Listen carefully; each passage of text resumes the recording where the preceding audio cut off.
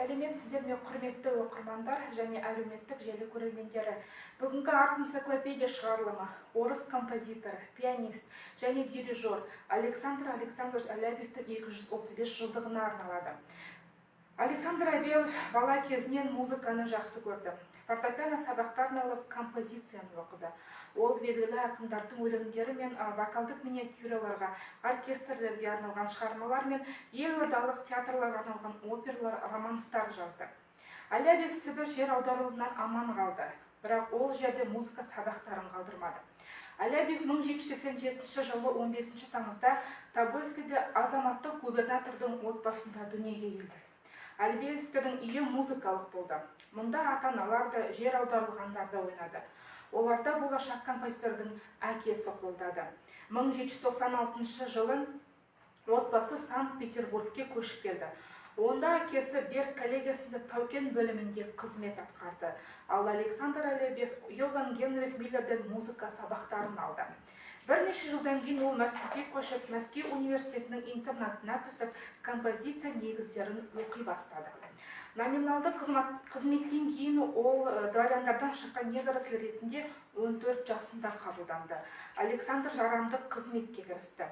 Ол Мәскеудегі Берг кеңесінде жұмысын музыкалық сабақтармен үйлестірді. 1810 жылы Алябьевтің алғашқы шығармалары, романстар мен вальстері жарық көрді. Отан соғыс кезінде Александр Алябьев казак полкіне түсіп, Украинаға жіберілді.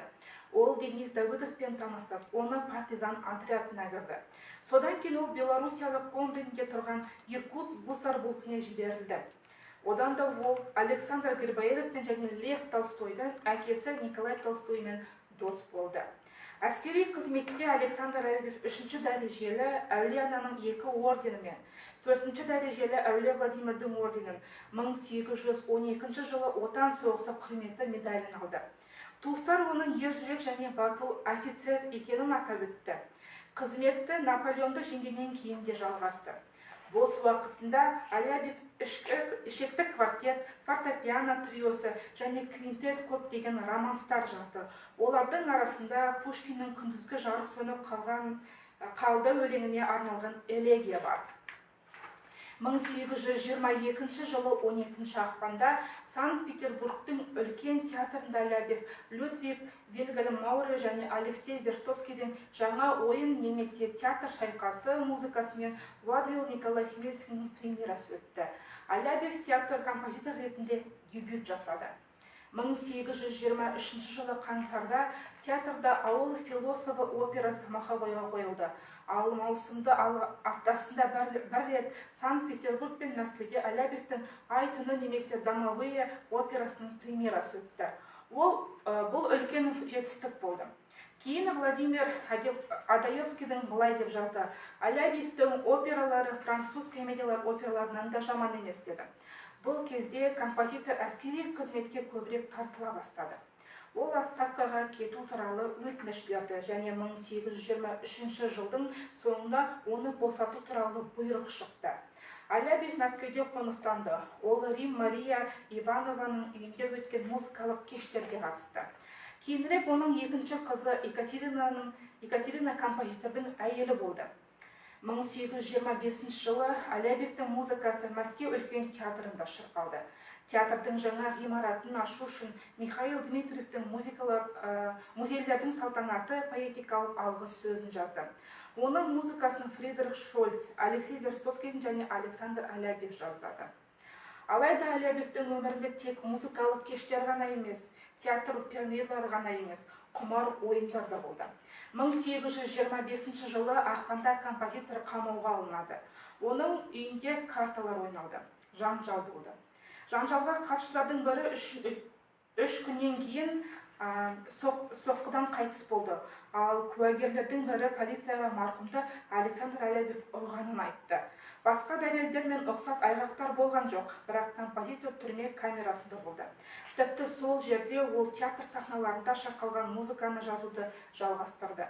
Сот процесі жалғасып жатқанда Алябьев бірнеше опералар, вавилдер жазды. Бұлбұл романы Антон Гельвигтің өнерінде арналған вокалдық миниатюраны жазды.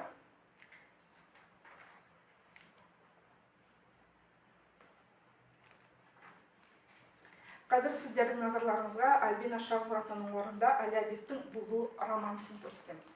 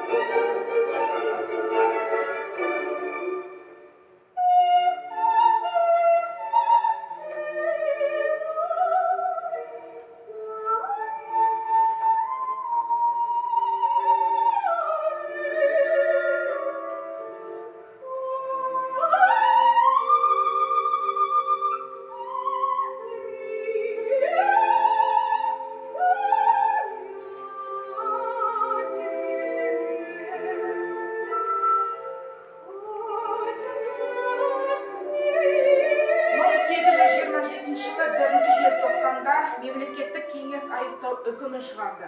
Александр Әләбиев асыл атағынан, марапаттарынан айырылып, Сібірге жер аударылды. Ақпан айында ол Тобольскіге келіп, Батыс Сібір губернаторы Иван Вельменовтың бақылауына түсті. Вельменов композиторға музыкамен айналысуға мүмкіндік берді.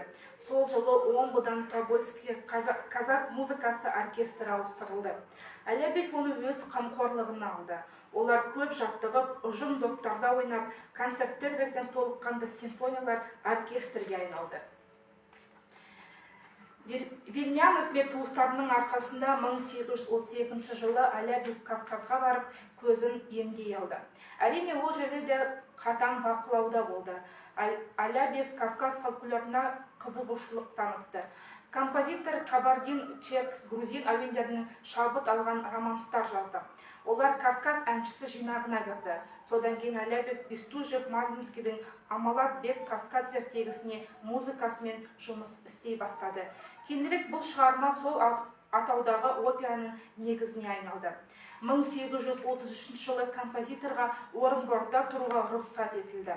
Онда ол генерал-губернатор Василий Перовскийдің қанатының астына түсті.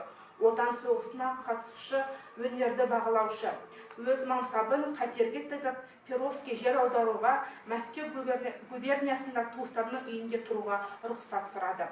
1843 жылы сансыз өтініштерден кейін Әләбиев Мәскеуге тұруға рұқсат етілді. Асыл атақ оған қайта қайтарылмады. Мәскеу композиторы, лингвист, ақын, археолог Александр Бесманның үйінде белсенділердің тұрақты қатысушы болды. Бұл кештерге атақты жазушылар, музыканттар мен ғалымдар жиналды. Әләбиев хор жұмысына көп уақыт бөлді. Ол хорға арнап әртүрлі орыс әндерінің жинағын жазды және дайындады. Оған Александр Пушкин, Антон Делвик, Василий Жуковский, Николай Карамзин және басқа ақындардың өлеңдері енген. Алайда жинақ тек 1952 жылы жарық көрді. Александр Әләбиев 1851 жылы қайтыс болды. Оны жер қойнына тапсырды. Рулық Успальницада Симонов монастырінде. Алайда кеңес өкіметі жылдарында монастыр қирады. Композитор мен оның туыстарының қабірлері онымен бірге жойылды. Құрметті оқырмандар, назар салып тыңдағандарыңызға рахмет. Келесі энциклопедия шығарылымында кездескенше қош сау болыңыздар.